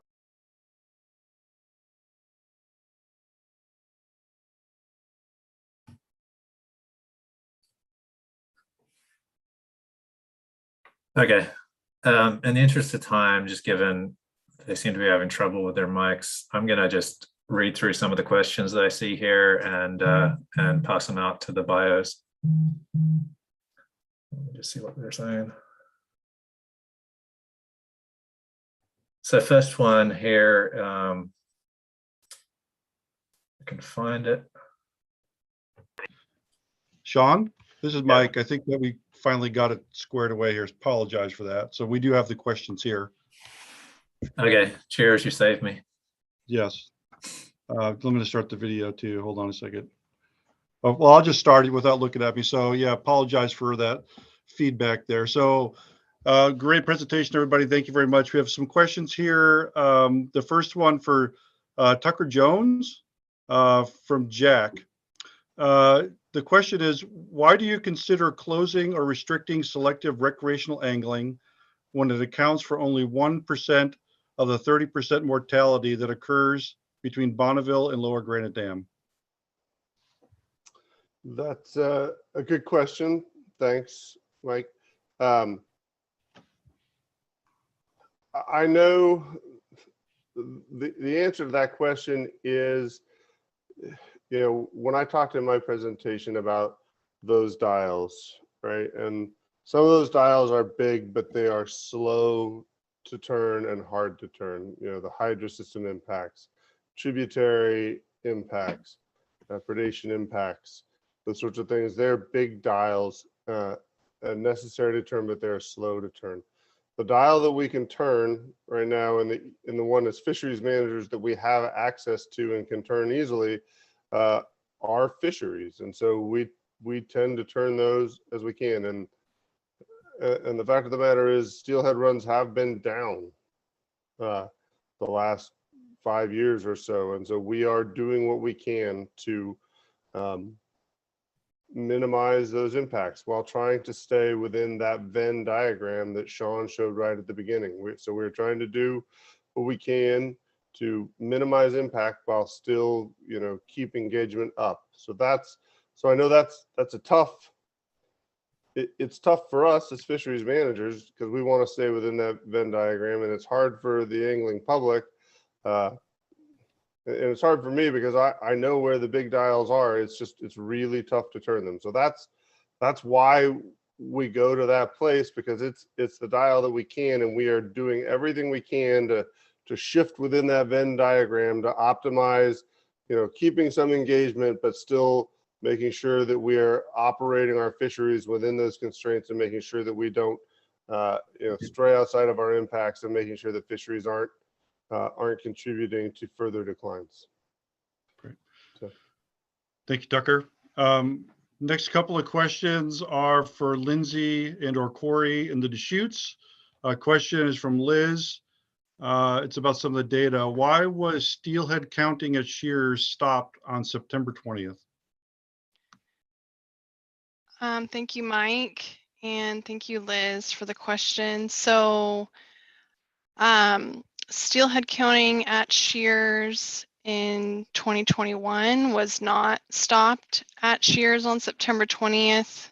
The Shears trap was operated through the first week in November, and we caught steelhead at the Shears trap through the months of September and October and the first week of November. So Shears trap operations were normal this year, and that is how we are able to generate our steelhead escapements. And we catch steelhead over the duration of those trap operations. And then, is there a second question, Mike? Yeah, there's a second question, also from Liz. It's pretty long, so I can go back and read it again if you need me to. So the question from Liz is, have you considered limiting the season to a later start when there is less thermal stress on fish and more is known about the escapement? Okay. And there's a couple of questions in here. Yeah, I actually was able to pull it up here. So our proposed management framework is to not allow for a fishery when our escapement is potentially not going to meet our critical abundance threshold, meaning that the population is at extremely low abundance. And in this case, we feel it is best to have a conservative management approach and do what we can as managers to protect wild fish, which in our case is to limit angling pressure by closing the steelhead fishery. As far as thermal protections, there have been hoot owl closures in place on the Deschutes in recent summers, which close angling after 2 p.m. During peak summer temperatures, which is the timing when fish might need thermal protection. And per Megan's survey, we did hear that many, including guides, support either a full angling closure or reduced seasons. And by utilizing our in-season Bonneville accounts, which we've proposed to do, allow for us to either have a shorter season if necessary, but also allow for an open fishery when returns allow. Great, thank you, Lindsay. Next question is for Tucker again. Tucker from David. In the early portion of the summer run, most fish are wild. So how do Oregon and Washington authorize fishing seasons when anglers most likely will encounter wild fish while trying to catch hatchery steelhead? Thanks, Mike. Well, during that early portion of the run, those, as I covered during a portion of my talk, I guess, those early fish are their mixed stock. There's a decent chunk, the most of the fish actually, based on the parental-based tagging information we have, are Skamania stock. There's a lot of hatchery fish in there. And then the other piece we have is that we basically never exceed our impacts on any of the management stocks we have through any of our combined commercial or recreational fisheries. And so again, thinking about that engagement conservation Venn diagram, we are trying to balance within that. And so we're working to balance conservation and engagement concerns, and having fisheries and engaging our angling community is part of that equation. So thanks. Great. Thank you, Tucker. Next question is for Steph Charette and John Day. Questions from David. Steph, why are there not more John Day steelhead catch data available? Well, one reason is because the last time we had a budget that allowed for a creel survey data was in 2010, 2011. The fishery was not as much of a concern after 2010, 2011, because we had that big bump in numbers. So it wasn't a priority to really kind of figure out how many people are out there fishing, and that 2010, 2011 data seemed to be pretty much on par with what we were seeing on the ground. So it seemed correlate very well, and it wasn't something that we really needed to focus a lot of our budgeting on. I still kind of believe that is probably the case. We estimate about 10,000 hours for that lower fishery below Cottonwood Canyon State Park. That might change a little bit. Obviously, the better the run, the more people are going to target it. But I would venture to guess that it's still pretty close to that. We have a lot more higher priority questions to answer in the John Day. Therefore, it hasn't really been a huge concern to appropriate the budget for another creel survey at this time. Hope that sort of answers your question. Great. Thanks, Steph. And I apologize. I'm trying to get as many questions as we can before our 8 o'clock stop time. Tucker, another question for you from David. Are the non-tribal mainstem commercial fishery impacts on steelhead based on observed encounters or on modeled estimated encounters? Both, actually, Mike. They are generally speaking based off of modeled estimates, but those models are based off of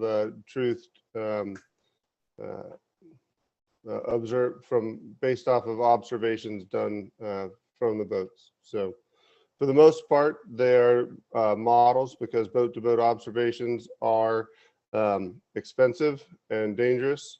But we have done them in the past to true up our models. Okay, great. And I think we have time for one last question. Yep, Michelle's directing me here in the back. Last questions for Steph and the John Day again from Liz. Question, Steph. It looked like from the graph Steph showed that the most recent escapement estimate of John Day steel is from 2018. Is this true? And do we not have escapement estimates for the past 4 years?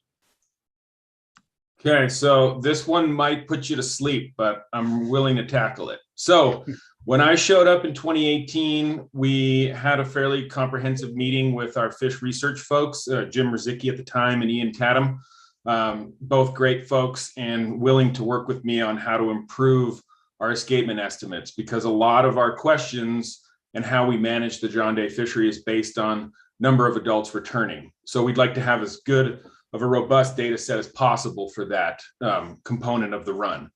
What we were doing in the past was we had a very long 50+ year data set that was an index survey. So what happened was back in the late 60s through 2000s, district fish biologists would go out and walk specific streams and count reds. They were chosen specifically because they were a high propensity for reds. So it was great for determining trends, but to get at that question as to how many adult steelhead are really returning to the John Day, it wasn't working as well.